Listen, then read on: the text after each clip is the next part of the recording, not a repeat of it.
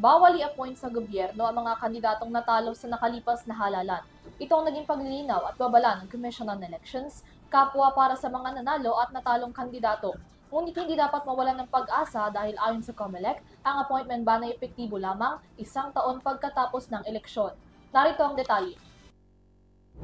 Hindi maaaring maluklok sa anumang posisyon sa gobyerno ang mga natalong kandidato sa loob ng 1 taon matapos ang halalan. Ito ang naging paalala at babala na rin ng Commission on Elections para sa mga kandidatong hindi pinalad sa nakalipas na eleksyon maging sa kanilang mga kaalyansang nanalo sa halalan.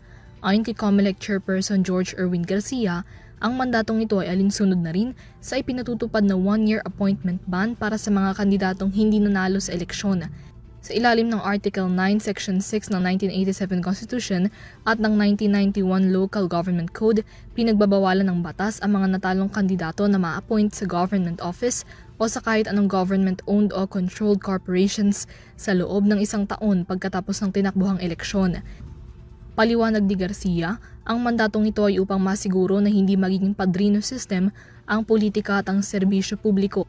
Ito ay sa gitna ng posibilidad na mag-appoint ang isang nanalong kandidato ng isang natalo naman sa isang posisyon sa gobyerno bilang reward sa naging suporta nito sa kanyang kandidatura.